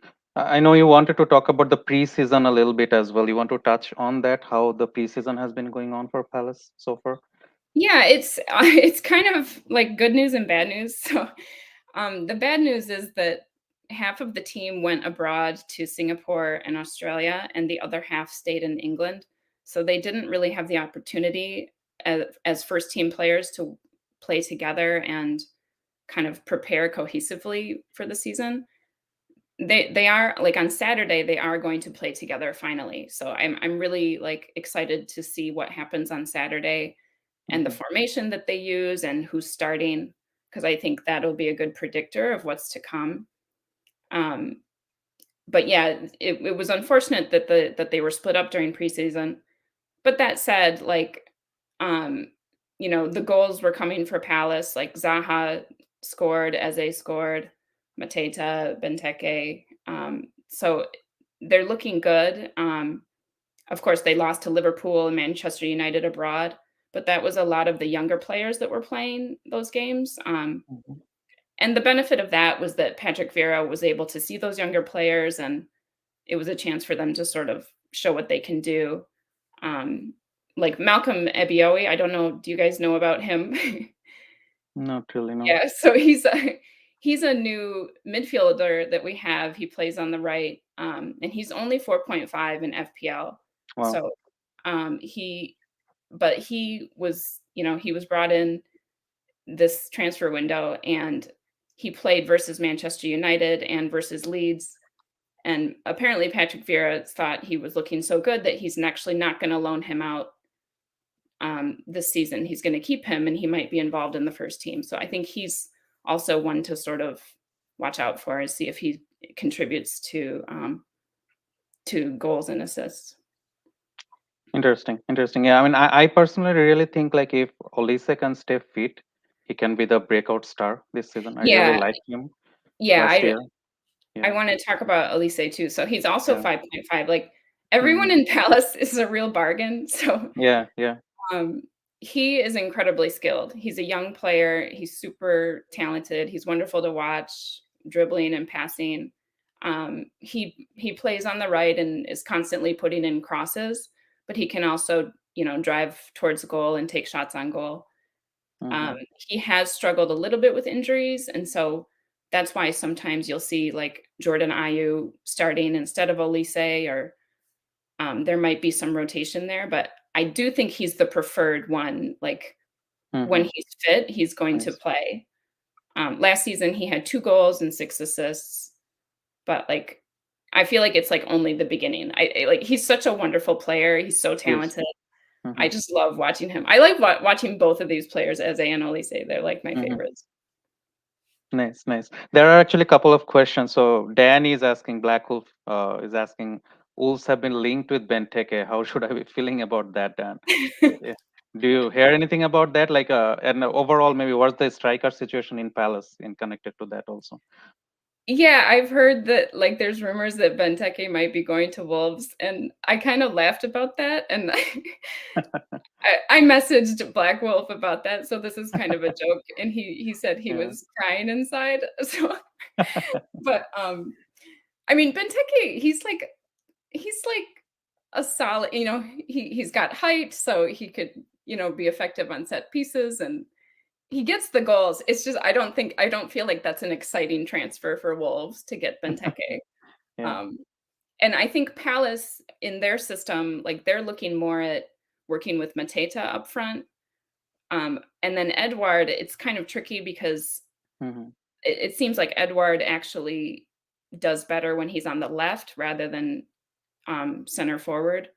But Zaha plays on the left, so it's a little bit like there's some rotation going on, and they're trying to figure out like the positioning of these players. And I do think this season we're going to see kind of Vieira experimenting a little bit with players in different positions, and like Eze playing more as a 10, like behind Mateta, and Eze moving around in the front area. So I'm excited. Like I was excited last year, but this year is kind of like Vieira 2.0. It's just going to be interesting. Yeah. There is kind of a connected question. I think Masterpiece was asking, what formation do you prefer Palace to play? Well, they typically play 4-3-3, but like this most recent friendly that they played, they did a 4-2-3-1. So Sheikh Doucouré and Jeffrey Schlupp were the two midfielders, and then they had Zaha, Eze, and Luke Plange, the 4.0 forward that scored the hat trick, which he's probably going out on loan. So I wouldn't like invest too much hope in that one. But if you had like the three, Zaha, Eze, and Oilse together, and then Mateta up front, I think that just could be like a wonderful mix. And then Sheikh Doucouré, he's our new signing, and I think he's just going to help us a lot to make this attack like more effective. Makes sense. Yeah, really interesting to see how this season pans out for Palace. So let's talk about a little bit of the defense also, right? As I was saying in the beginning, that Palace's defense was pretty good last season. They kind of did concede a few unfortunate goals, especially from corners and so on, right? So that was one of the kind of the downsides for their defense. But overall, they didn't concede a whole lot from open play, at least, right? So again, if not in the beginning of the season, at least in the later part of the season, do you see any of the center backs or even the wing backs becoming an option for FPL? Yes and no. They're not like standout fantastic options. Like Gehi, he had 2 goals, I think, and 1 assist, and Anderson had a few assists. But they're not explosive by any means. I think if Palace can prove to get the clean sheets reliably, and people are just looking for a 4.5 defender to hopefully get a clean sheet and an occasional attacking return, that's what you would look at with Palace. In terms of the wing backs, like Tyrick Mitchell, he's also 4.5. He's not really getting FPL returns. I think he had like, it was just very minimal last year. I don't think he had a goal. I think he had an assist or 2. And then Nathaniel Klein is the right wing back, and he also is not getting attacking returns. So I do think like we signed this new American player, Chris Richards, and I think it's about to be finalized. And we might see changes in the back for Palace. But Richards, like, he can play any position in the back, so it's not quite clear what he would be doing. But a lot of people think he might be backup for Gehi or Anderson. or they do a back three with Gahey, Anderson, and Richards, or he could play wing back. So there's a lot to be determined about like what they're going to decide on for the defensive formation, or they might change it depending on who they're playing. And then finally, I just wanted to add that Nathan Ferguson is back, which is great, and he's only 4.0. Yep. He will probably be back up right now. I don't expect him to start, but at least he's fit and he could be part of the squad. Yeah, that could be interesting at some point of the season. That 4 million defender. Thanks again, Dan, for all your insights in for Crystal Palace. How about we go around the table again? Who would be the one player that you would look forward to owning this season from Crystal Palace? For me, I will start this time. For me, it'll be Oilse. I'm really excited. At some point, especially, I'm looking at these fixtures after game week 5, like Brentford, Newcastle, Brighton.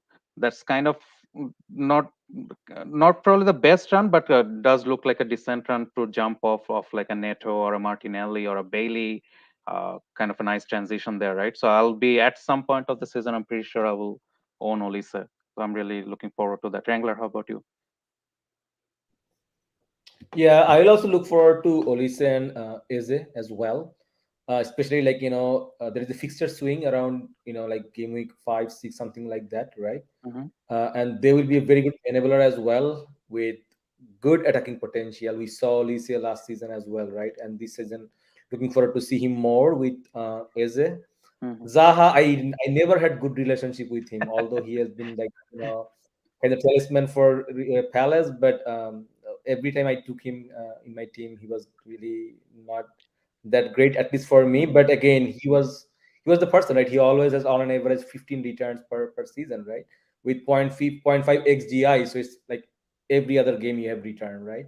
Which is really impressive. But again, Palace will be very good team to look forward for enabler option, that we look for right now for like 4.5 or 5.5 midfields or defenders. I think there will be options after game week 5, during whenever you do wildcard. And thanks so much, Diane, for all of your insights.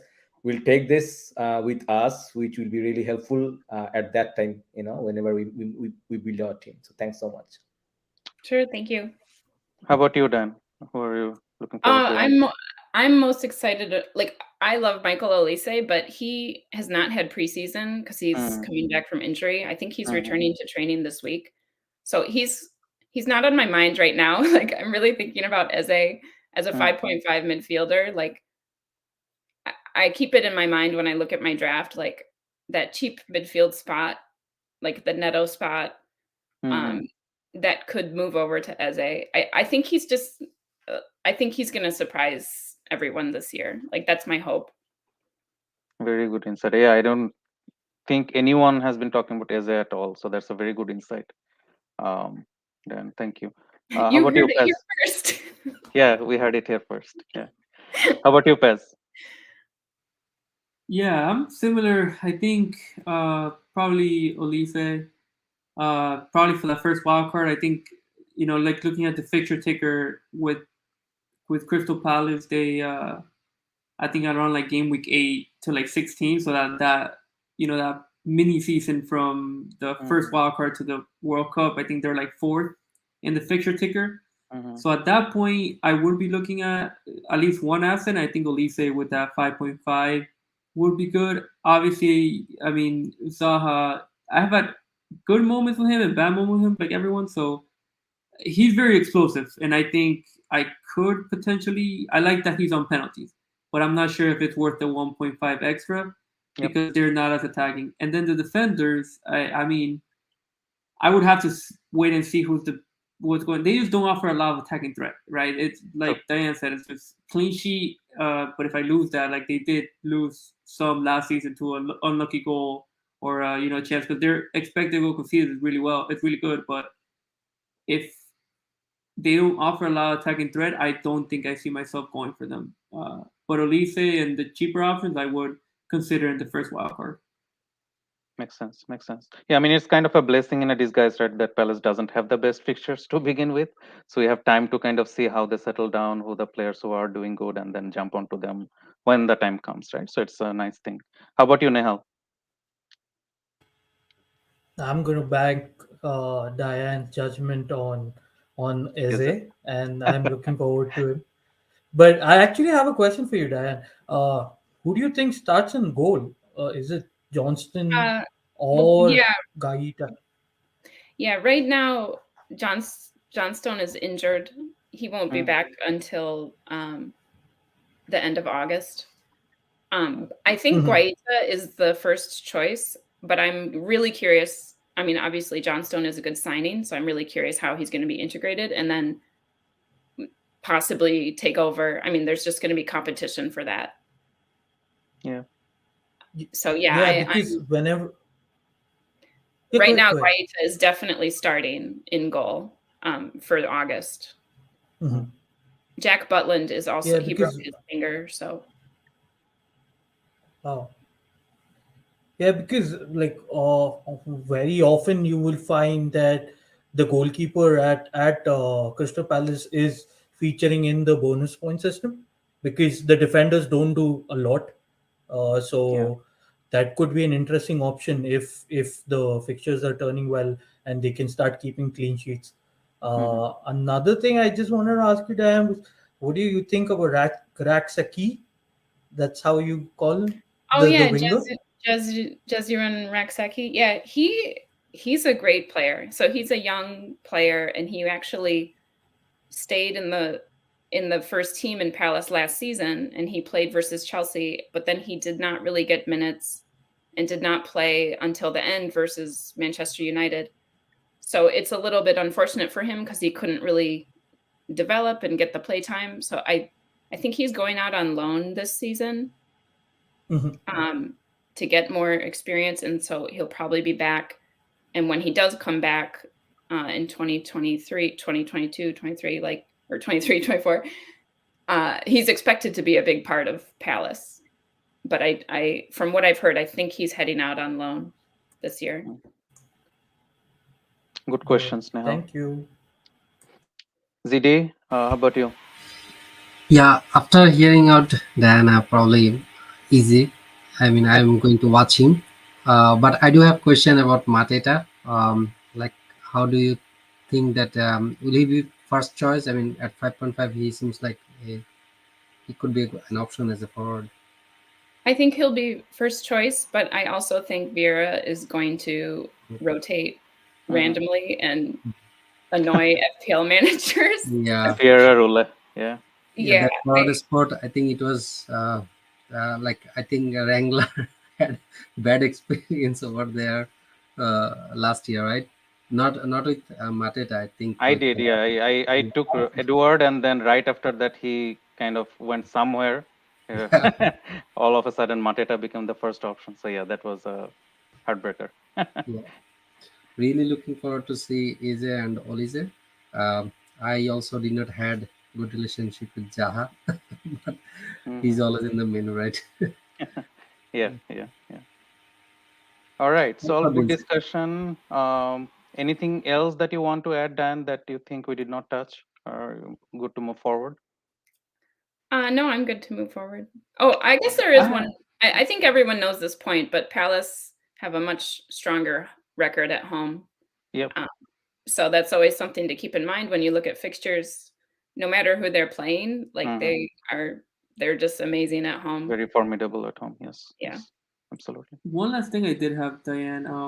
For like, I know you guys lost Gallagher. What's like the biggest impact you're gonna see with him not being there this season? Like, who is it gonna affect most defensively, attacking? Like, just a little bit of that because I didn't see that many Palace games. I saw when I owned Hmm. Gallagher, and he seemed to be all over the pitch. So what Yeah. effect is that gonna have on the players? Yeah, I think you're exactly right. He was all over the pitch. Like I think he ran incredible amounts just in a single game. Um, he was such a star for us. Like we're really missing, everyone misses him.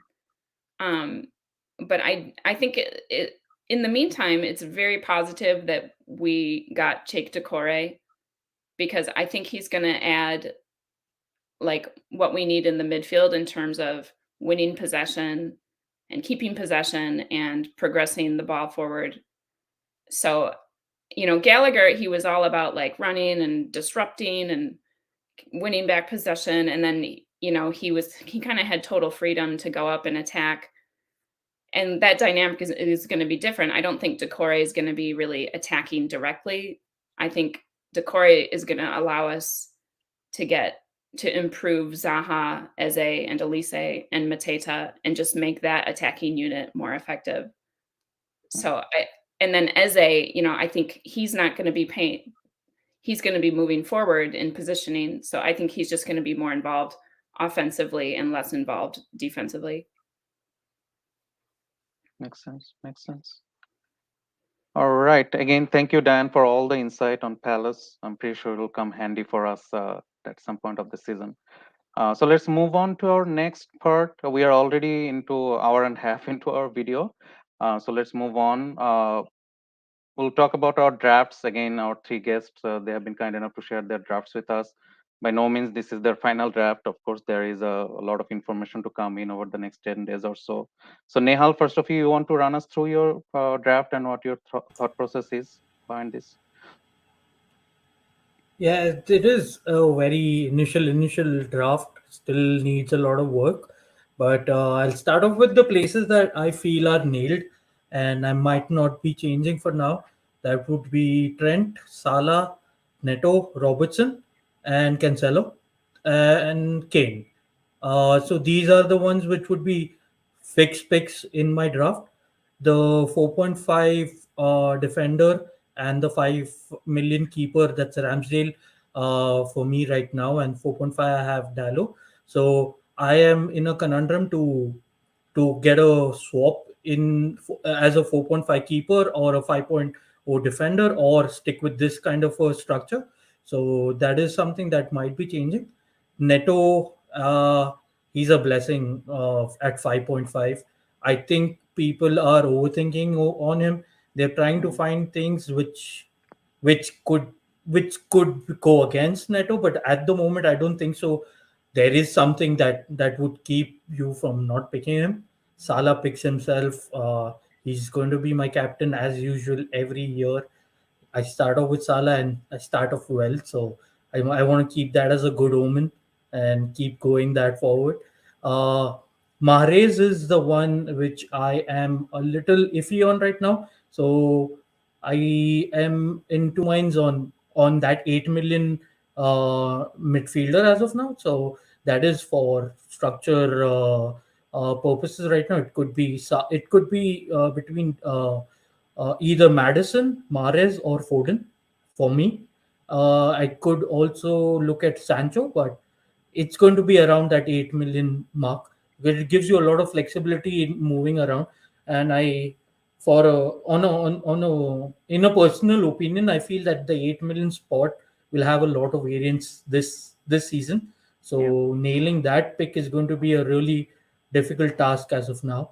So I need to work on finding who is the best option. But at the moment, I feel Mahrez fits in because he gives me that game week 2 captaincy option against Bournemouth.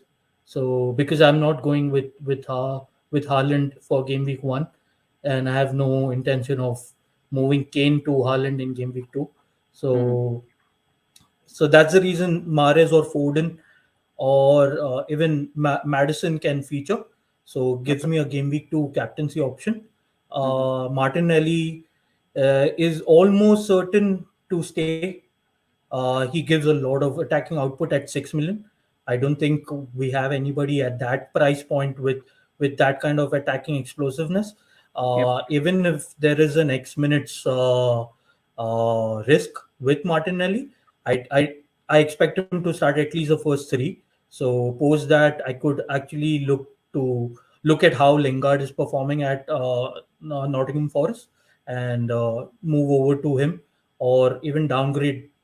So that is, he's an enabler.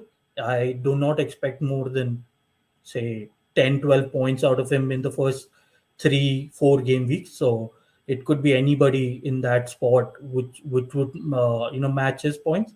So, but for me, it's going to be Martinelli.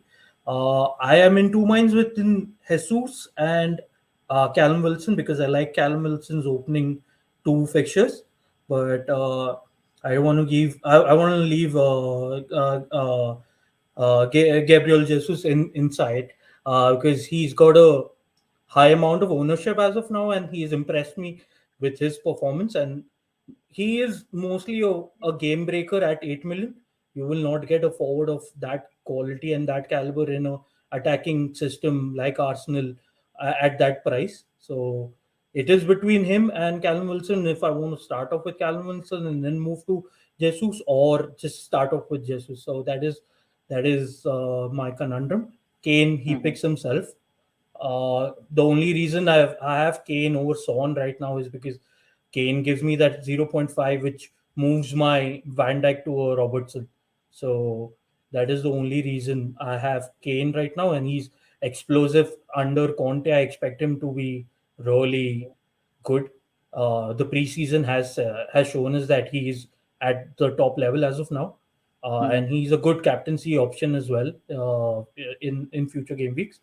The bench is as cheap as possible. So the 4 million goalkeeper is Gazaniga, but I might just move away to someone else, because I've been hearing that Fulham is signing Leno, so there is no chance that Gazaniga anyways has even he's not going to be a second choice keeper, so it could be anybody else. Pereira is the 4.5 enabler, could be the rotation option for my 4.5 defender when I need him. Neko Williams picks himself at 4 million, and I'm going with a 4.5 forward in Archer as a bench fodder. So he's just gonna stay there. If he comes on for a point when I need it, well and good. If not, I don't think so. I'll need him. Yeah, very strong team, of course. I mean, I'm pretty sure you'll have better information about the 8 million midfielders as we get closer to the deadline. And I'm pretty sure you'll consider moving Mahrez to someone else. If you don't think Mahrez starts, of course, we'll have the Community Shield before to have some idea also what Pep's first 11 is. But yeah, otherwise, very, very strong 11. I don't think there is anything to argue necessarily there about. Anyone else has any suggestion for Nehal's draft? If not, we'll move on. Thank you, Nehal, again. Paz, you want to run us through your draft? What your thought process is? Yeah, so still a rough draft. I mean, as Nehal stated, I mean, I'm gonna go over the players that are for sure gonna be locks or highly likely locks, which are, I think, Reece James. I want to start with him just attacking. Trent, Cancelo, Salah, uh, Jesus, and then my bench will probably be the same. Then the options are gonna be difficult. You know, are Kane and Haaland. We all know how difficult the decision is gonna be. The Chilwell spot, there's a few different options I can go. I like the double up. However, their preseason form has put me off that. Just because, not because of the form in general, just the lack of minutes and Alonso still being there, and the injury that he suffered last year. He didn't come back till I think the last game of the season. Then he played like, I want to say 15 minutes maybe. So I want to see how he starts off the season. I'm not sure if he's gonna get all the minutes. So that spot can either be a double up of a Man City defender, so Diaz. I can go with Diaz there if I'm playing it safe and I want to attack those Man City fixtures. I can downgrade to Trippier, which would be another. I can use that million for something else, or 0.5 and then leave 0.5 in the bank. Or I can downgrade to Perisic as well if I see that he's going to get some minutes. Because I had Perisic there first, but then I took him off because, again, lack of preseason minutes. I'm not sure how nailed he's going to be. And then Martinelli and Neto, I think, are going to be pretty much. I haven't touched them at all since I started doing a draft, so I think they're going to be nailed on. I think Neto has shown great preseason form, and I think at that price point, it's really hard to find. I mean, I thought Leon Bailey for a bit, but I think Neto has better chance of getting more minutes, and his fixtures are better for a longer period of time. And then Martinelli, if he plays the same amount of minutes as the other Arsenal attackers, he's very, very, very good value at 6. So I think he becomes he might have penalties. Again, that's a big debate in the Twitter community, who has penalties in Arsenal. Yeah. I personally don't think he's gonna have them, but you as an owner, it wouldn't be a bad thing. Then the last one is the goalkeeper, the 4.5 goalkeeper. I have Raya right now. That can switch. Again, goalkeeper, I haven't given it a big amount of thought. I could go Ramsdale. So if I downgrade Chilwell to like Trippier, I could switch Raya to Ramsdale and still keep 0.5 in the bank. I could go to Mendy and put go to Perisic and then put Mendy up top. Those are the few little things I've thought about. So in a way, I think the draft, it's very template. Yeah. Like I stated before, I'm a manager that starts very template in the beginning, and then I make my ground. I pick spots later in the season to attack. But I think in the beginning it'll be mostly template. Diaz, I think as well, as was mentioned before, I think I'm gonna start off with him just because I like that 8-point. I think he's probably the best 8-point midfielder. But again, I could switch it to Mahrez or Grealish and then switch Robertson up top. So maybe I can do Grealish instead of Diaz, and then Chilwell can become Robertson, and then I still get the same amount of things. So those are the little few things I can play around with. Most of the bases there, I want to start with a 4-4-2 just for the flexibility. And like I said, the things I'm talking about switching Diaz to Chilwell, the 4-4-2 allows me to do that very easily throughout the season. So I think the base is good. I still need some tweaks here and there. I like Kane's preseason a lot, but captaincy is a big part, and I do think that game week 2 fixture of Haaland against Bournemouth is scaring me a little bit because I think he's a good captain. And then the bench, as I said, the bench is just the cheapest I can go. Nico Williams, I could be Patterson from Everton, Pereira, and then a 4.5 forward. So it's not going to be Archer. It can be any 4.5 forward. Makes sense. Again, I mean, a very strong 11. I think the major difference with Nehal's team is essentially Diaz versus Robbo, right? And then the structural difference. So pretty strong team again. Anyone has any suggestions for Pez? Looks good, I think. Thank you again, Pez, for showing us your team and walking us through your thought process. Last but not the least, we have Diane's draft. Diane, you want to run us through your draft? Sure. Maybe I'll just focus on some of the players that haven't appeared in the other drafts. So Madison is kind of like this player that helped me at the end of last season, and I have a special place in my heart for him. So I have him in my team, and I'm thinking he's a little bit differential, but I also have this situation with this draft of 2 8 million mids, and I wonder what you guys think of this. Like, is this good, or is just a 1 million or a 1 8 million mid a better option, and then move the funds around? For example, like maybe I could get Robbo instead of Diaz, but I just wonder in general, what do you guys think of the double up on 8 million mids? One of you guys want to take the question? Wrangler, you want to take it? So it's essentially the difference is gonna be, I see that if you have 2 8 million, then it's gonna be Madison versus any of the Chelsea defense, I guess, Reece James, right? That's gonna be the main difference, I guess. Yeah, I think structurally it's a hard call. I mean, Madison, actually, I like that Madison pick, by the way. I like it, and they have a good run of. I mean, not the best because they are playing against 2 good teams. I think in first 6 or 7 games, but attacking wise is good. So I think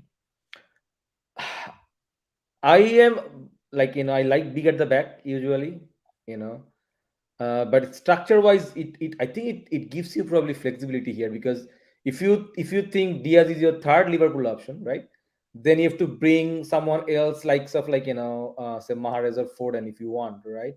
And that could be in the medicine place if required. So I think, and in the defense you're not probably losing anywhere because Cancelo and Diaz is there. You have Trent. Dalot can be someone else as well if needed. So I think I like it. It's not it's not bad. It's good. I Okay, don't know what Anyone? other. thanks. Yeah. Anyone else wants to add on anything? ZD, you want to add anything to that, or? No, it looks good actually. It's kind of template, but I mean, you have some differential picks. Mm-hmm. So just one spot probably Bailey. I mean, we are talking about it. He's really spicy pick, but just not sure that if he's going to start the game week one. But other than that, I mean, Diaz. I mean, double up in Man City defense is very good, and they have very good fixtures coming up. So and you have like two Man City defender, and you have three Liverpool attacker. You have Madison, Kane. It's really good. I like it. Okay, Yeah, I think thanks. that. Yeah, I was just gonna say Diaz is 6 million, and so I've had other drafts with James and Chilwell, and I Mhm. ended up going to Diaz, and it's not as exciting of a pick, but um, like the City defense is top, so you know I kind of popped him in. I owned him, and I owned Diaz and Cancelo for a large part of last year, and they did well for me. Mhm. And then with Chelsea's preseason, it kind of made me a little bit like I'm not sure about Chelsea defense right now.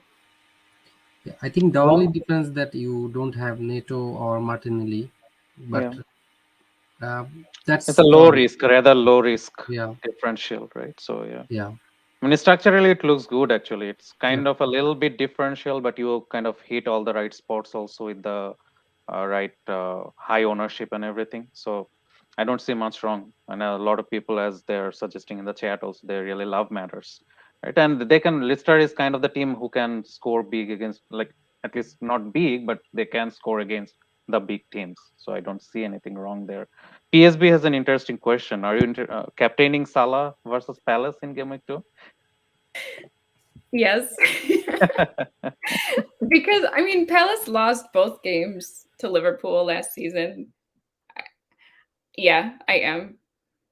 Yeah, unfortunately, but yeah. Yeah. Like I know I'm not the best. I do play FPL and I have to separate the bias Mhm. somewhat. Um, Absolutely, absolutely. I always put faith in Salah. I think I sometimes put too much faith in him. Like I think that kind of didn't help me at the end of last season. Hmm. I should have been more adventurous, but I kept sticking with Salah, and you know, we'll see this year. Like I hope he starts the season strong. Yeah, yeah. Nehal, I think you wanted to say something. Yeah, structurally, actually, I like the two 8 million picks. Hmm. So it gives you, so as I was saying earlier, the highest variance that I expect this season is going to be within the 8 million midfielders. So that with that structure, so out of the six major 8 million ones, you can get the two out Yeah. in your squad and hope that the variance is positive in your favor. So structurally I actually like having the two 8 million midfielders.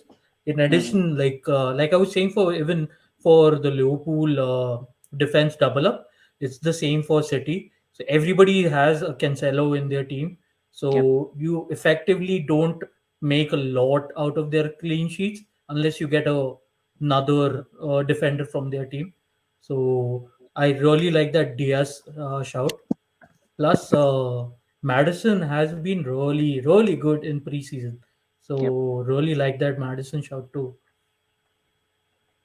Yep. Great, thanks you guys. yeah. So Go ahead, Wrangler. that's one thing I can tell, that like basically you are betting against two popular picks, Neto and Reece James, versus your Bailey and Madison. Okay, so just do the math, and rest of them I think they're fine. These are the two players that you are taking, but you're betting against popular picks of like Reece James and Neto. Yeah, So I really like you Neto. have I think FPL Blackwolf Dan made a really good case for Neto, and I did have him in my draft, but I needed that 0.5. Yeah. But we'll see. I mean, Yeah, I'm pretty sure it'll this is change like, multiple times, right? yeah, it's so funny Yeah. to submit a draft right now because it's like, Yeah. okay, like so much is gonna happen, and people will put out Absolutely. more narratives. And what if Son scores a brace? Like Hmm. everyone's gonna go crazy and like switch back to Son, and I don't know. It's I love Yeah. it. It's hilarious. Yeah, a lot of information to come in the next. Everything that we know today will change in a week or so, right? So we'll see. Yeah, or Uh, like Mason Mount, he might do something amazing, and yeah, yeah. absolutely. All right, so we are kind of at the end of our video. We'll move on to the questions, some of the questions that we collected from Twitter, mostly from our FPL USA friends. So thank you again for submitting the questions.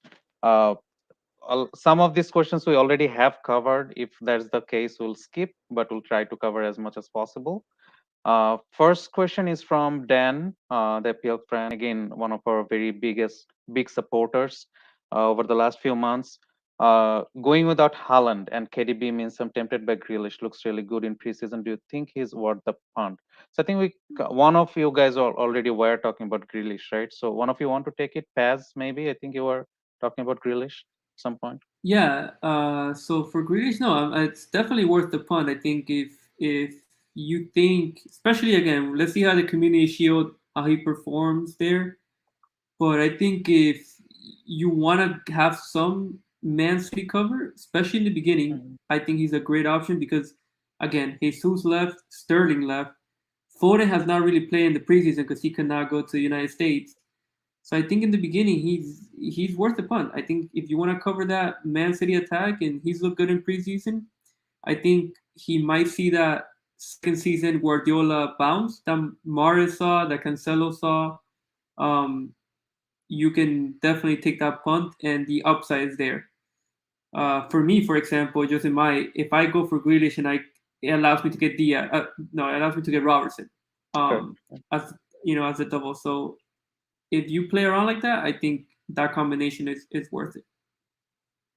Good answer. Good answer. All right. Next question is from Onkar. So it'll be for all three of you, I think. Which players from Liverpool, Man United, Crystal Palace that underperformed last season do you think will exceed expectations next season? Nehal, Liverpool, one asset that you think will do good this season. Who That underperformed last season? underperformed last season. I I don't hope think it's there is. Keita because Yeah. yeah, I hope it is Keita because Mhm, we have really invested a lot in him, and I mhm. hope he delivers to that level. So I hope it's Keita this season. But another new player that I think I have high expectations from this season is Harvey Elliott, and Mhm. the other one would be Fabio Carvalho. Carvalho. Good. Paz, Manu. Yeah, I think it has to be Sancho. I think Sancho did not live up to the expectation, the price tag last season. Mhm, I think the way he's showing up in preseason, I think the way we need him, right? Because he's one of our most superstar players, explosive players. I think he's going to be the one that exceeds the expectation because the pressure's on for him to take that next step and lead us to the post Ronaldo era if he leaves, or that into that elite level that we could be back. If we want to get to the top four again, Sancho has to have play out of his mind. absolutely. My Dan, answer would Palace be everyone. Actually. would be what? Uh, Sorry. My answer would be everyone, not only. Everyone underperformed. Yeah. All right. How about you, Dan? yeah, definitely Eze. I think he's, it was unfortunately that he had the injury and it took him a while to get the minutes, but I think just the combination of his fitness and his potential like new positioning further forward, I think he could be a great, just definitely improve this year. Yeah, absolutely. I mean, if Eze does well, I'm taking all the credit because everyone heard it here first, right? From Diane. So again, thanks for bringing that up. Eze was not even in my mind until you spoke about him. So yes, looking forward to that. Great. All right, next set of questions from Yogesh. First one for Paz. As things stand, who is your number one differential pick for game week 1? No secrets. Paz. Yeah, for that, I want to be. I think Grealish or Mahrez. I think are that Man City attack. They have great fixtures. I think they're the. If I had to pick one player, but I think the biggest differential, and we spoke a lot about it right now, is having that second either Liverpool defender, because Robertson is only, I think, 10% owned, Right. or as Diane had Diaz, right, that second Man City defender, who once you have that double up and you do hit on the clean sheets and maybe an attack in return, you gain so much ground on the pack Average. that don't Yep. have them, that it just boosts you up the ranks. I think in the combination of those two defenders is for me will be the number one like overall differential that you can do on your team.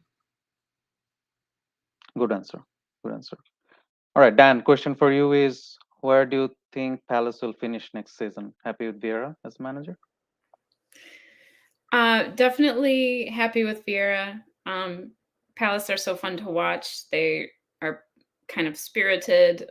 They believe in themselves. They're not just standing in front of the goal with a bunch of shots on target, and so they're trying to play expansive football, and everyone is just really happy with Palace right now.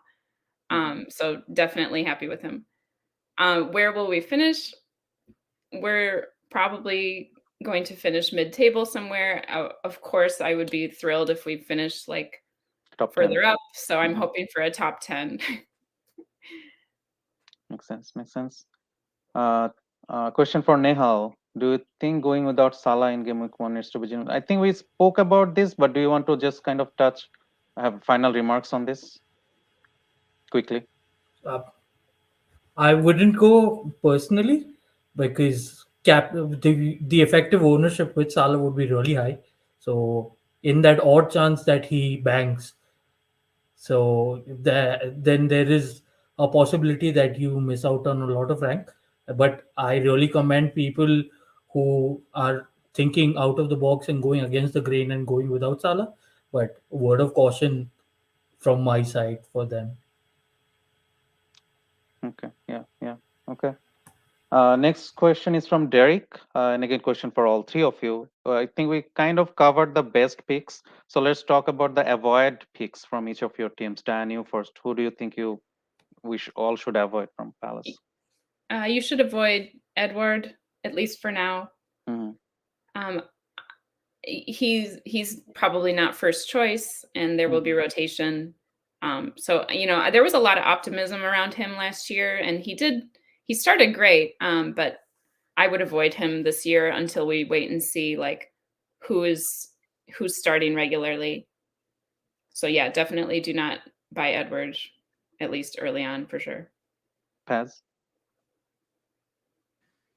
Yeah, right now I think we cover a lot of avoids for United. So the context is hard, but I think right now one name that we didn't mention is De Gea. I think for now, I think there's just better options at that 5-point goalkeeper. And then obviously Martial, if Ronaldo leaves, also clear avoid. But I think for me, the best picks would just either be Sancho or Dalot right now to start off. Okay, makes sense. Nehal for Liverpool, who's the absolute avoid? I would personally avoid going for Matip in the start of the season till we figure out what is that defensive partnership. So for now, it's going to be Matip, but in a general sense, avoid Henderson because from an FPL asset point of view, there is nothing that he offers. He offers a lot off the pitch, on the pitch, but from an FPL asset point of view, there's nothing that comes from his end. Actually, And one thing someone, came to my mind. We did not talk about Allison. Do you think Allison should be considered at all at that premium price for the goalkeeper spot to I start mean, with? there is a wide debate going on in the community that you actually get into the Liverpool defensive side with a very comparatively a lesser price point, but Hmm. I think there are better options in Yeah. the in at a lesser price when compared to Allison. He Yeah. offers a lot in terms of bonus points. He's always the highest point scoring goalkeeper, but Hmm. I personally don't believe that he's the best asset as of now, because you only have three options in Liverpool. If you had like the fourth, he would be my fourth. Okay. Okay. Good answer. All right. Next questions are from Abdullah. I think the first one we already answered. Abdullah, please look in the first section when we spoke about Liverpool. Next question is rank in order the budget mates: Bailey, Neto, Martinelli, Podence, Guimaraes. ZD, you want to take that quickly? Uh, how do you rank these five? I think for me, NATO is the standard option right now, and I love Martinelli, but the concern is obviously minutes. But he could be a penalty taker as well, which is exciting. So I would keep him second, and right now between other three, I would rank Guimaraes actually.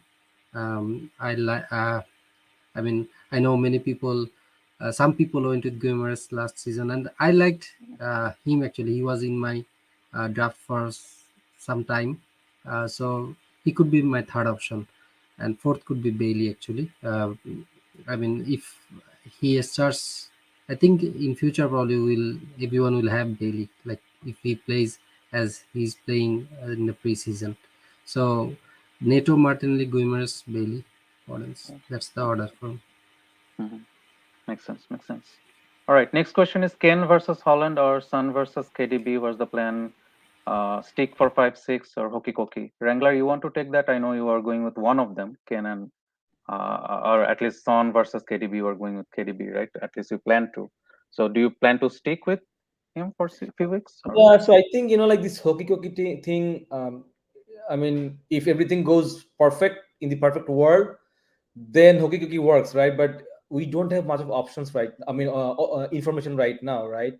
It's just game week one going to be started, and then we'll see which players are nailed, some injury, the fixture congestion, a lot of rotations. So this hokey cookie actually, like, I don't want to do this, like booking this transfer, to be honest, right now. So you decide at the very beginning whom you want to go, and then stick to it. At best, you can probably go Kane or Son in the game week one because their fixture is good, and then move to the Man City. But still, it's not really like a preferred one, because as I said, right? I mean, there will be a lot of information we're gonna get, and this hokey thing is not gonna be Yep. like I don't think it's gonna work. So that's just my personal opinion on that. All right. Good answer. Next question from Akash. We spoke about this particular topic a whole lot. So Akash, look it up, but it's basically between Diaz and Robbo, the third Liverpool. But that's what we spoke of in the video. Last question. So we have one last. Is from FPL and Cafe. To select a player or captain in any game week, form or FDR, and why? So because this is the last question, maybe I can ask all of our three of our guests. What do you look at? Diane, you first. Are you looking more at form or the fixture? I look at that's hard. I tend to do like permacap Salah, so but in the case that if he had a tough fixture, then I would look at, for example, Kane or Son. So I do think about the fixture. But if Makes it's sense. a great premium player, I mean, I think a lot of them are fixture proof. So True. it kind of just depends on it kind of depends on everyone's fixtures. If someone has an incredibly wonderful one, Hmm. then you can move to captaincy there. Like Bowen last year, for example, was a good captain in some cases. True. Paz, how about you? I think as a starting off point, I look at the fixture first. I think fixture breeds form, but it has to be a good fixture. Sorry, it has to be a good player, right? It can't be just any player. It has to be one of the premiums, and then I start evaluating what fixtures are there. So as a starting point, I do look at the fixture. But like Diane said, some players like Salah last year against Man City or United in game week 9, people got burned for going over the fixture over the players. So Yep. I think it's a tricky situation, but I would pick the fixture in that question. Makes sense. Nehal, how about you? In my opinion, I feel the fixture actually decides the form of players as well. So if you have a very good fixture run for a long period, the form of a premium or even a normal player tends to improve over that block of fixtures. So True. when I'm looking at the captaincy, I in my opinion I go with the fixture over the form of a player, because if the fixture is right, the class of the player is still going to be the same. So if he's facing a weaker team, for example, we saw that with Son when he was facing Norwich last season. So that was that. If even without even out of form player, in that fixture against that defense would have done better. True. Yeah, all good points. Uh, so yeah, that was the last question for us, and we are at the end of the video as well. So we ran well past 2 hours, but I don't think we could skip anything that we spoke about either. So I don't regret talking about all these things that we did for 2 hours or so. So thank you again, Diane, Paz, and Nehal, for all your great insights about your teams, overall, all the other macro discussions that we had, for all of your inputs. Thanks for being here, first of all, Diane, Paz, and Nehal. Hopefully you guys enjoyed this as well as much as we did. Definitely. Thank you. Thank All you right. for having Thanks for us. having me. Appreciate it. No problem. I'm pretty sure you guys will come back at some point during the season as well. We'll look forward to that. We should So also say thanks to the people who joined the chat. That was awesome. Yeah. Yeah, thank you for all the engaged chat over there. So I was looking through all that as well. So thank you for being here. Thank you for being here with us. Thank you to my co-hosts Wrangler and ZD for being here with us as well. With that being said, goodbye everyone. We'll see each other soon, hopefully soon again. All right. Thank you. Bye bye. Thank you, everyone.